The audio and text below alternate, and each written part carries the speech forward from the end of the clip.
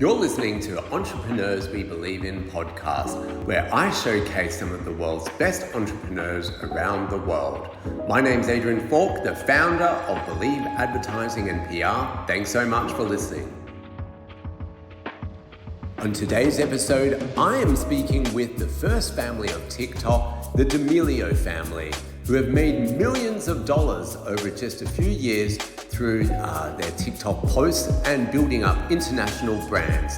I'll be speaking with Charli and Dixie D'Amelio along with her parents, and they're going to be sharing their secrets to their success.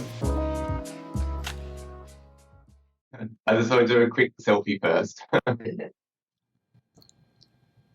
I love that.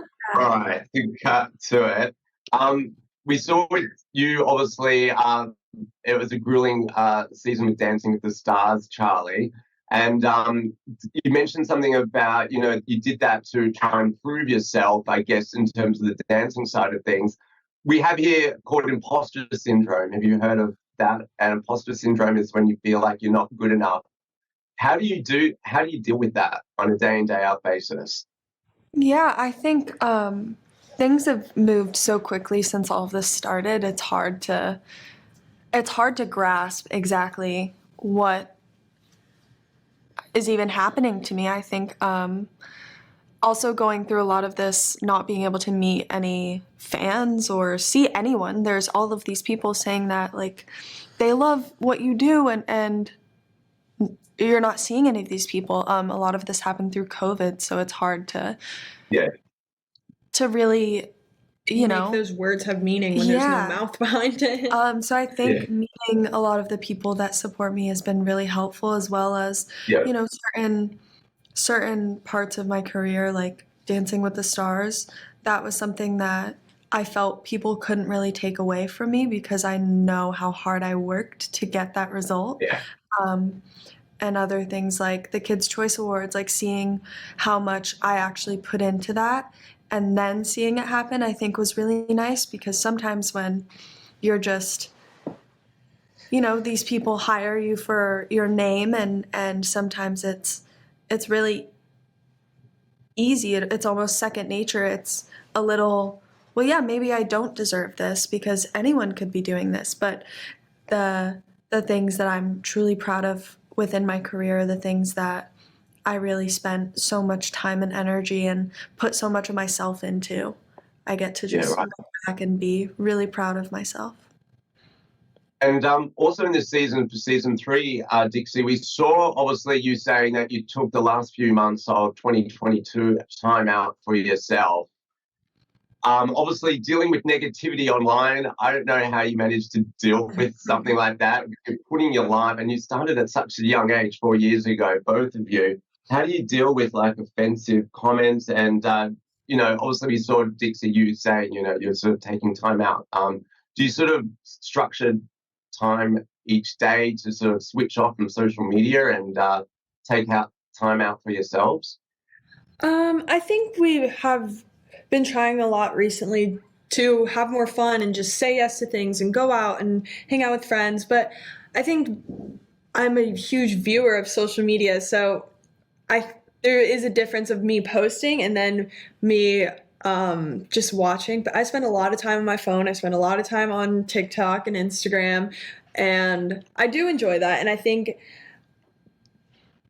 having my job be social media hasn't changed the fun that social media brings me. It does suck sometimes when I'm just scrolling and then I see like a video with like a bunch of mean comments. But at the end of the day, I feel people are just doing the same exact thing. They're probably like bored and just want to talk, and I do the same thing. So I try really hard not to take it to heart, because I don't think someone is sitting there thinking every minute of every day of how much they hate me, which at the beginning I feel like that's what I thought.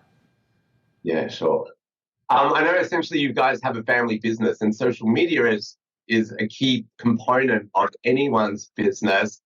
What's your secret to success for, doing so well on social media that you could share with anybody that's sort of wanting to start off their careers, as whether it's influencers or just in business in general? It's really interesting, especially starting our brands with shoes, which is something like you don't really go online and buy a pair of shoes if you don't know it's going to work. So it definitely is interesting being able to see what the feedback was, and also how are we going to share with the world. But we've had a lot of fun with D'Amelio Footwear, and we opened up a pop-up at the Grove, which has been really awesome because people get to try on the shoes and come in. And I mean, us putting something out there with such a strong team behind us and so many people who have worked so hard, and something that we've worked on from start to finish, now being in the world, has been really fun. And then my dad and my mom, who have had so much experience in kind of this business, it just like makes us all a lot closer because we're still learning, and I feel like my parents are still learning, and we're just doing it together. Awesome. I was also going to say, like, in terms of, like, you mentioned Dixie with your PMDD, what's your secret for pushing on when you're faced with barriers every day and you got to go to work?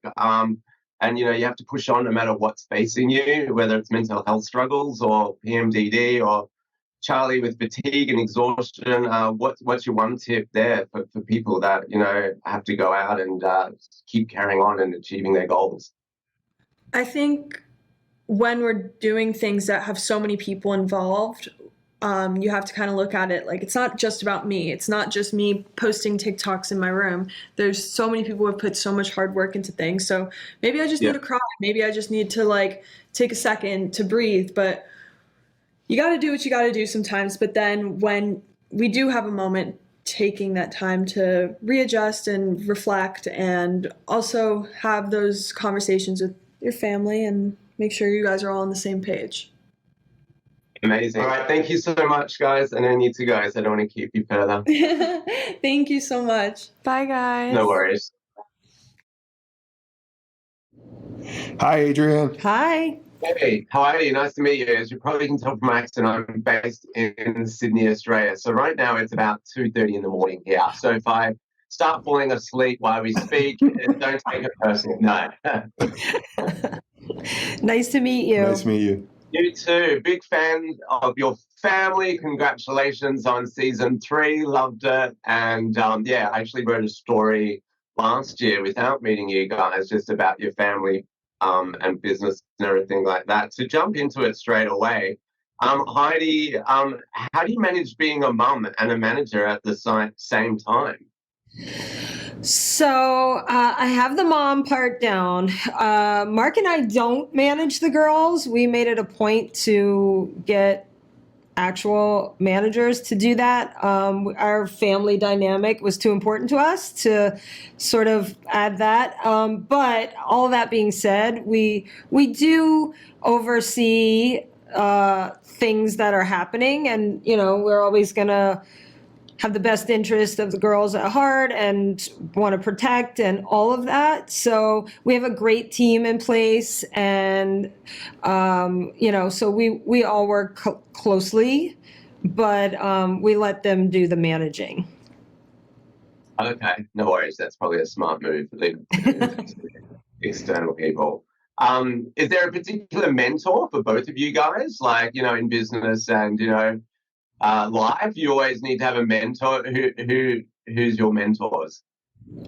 I've had a bunch of them throughout my life. My uncle was the first family member to go to college, and he was in the executive recruitment business, had his own company. I worked for him over summers. I just got with him recently. We hung out. He's in his 80s, and so he was kind of like the guy that I've been closest with. I've also seen my friend Michael Rubin, who's had a ton of success throughout his career. He and I have become really good friends, and I'll constantly text him for insight. And he'll say the same thing about us. He looks at what we're doing and how we've navigated this whole crazy world we're in as being somewhat impressive. So, how about you?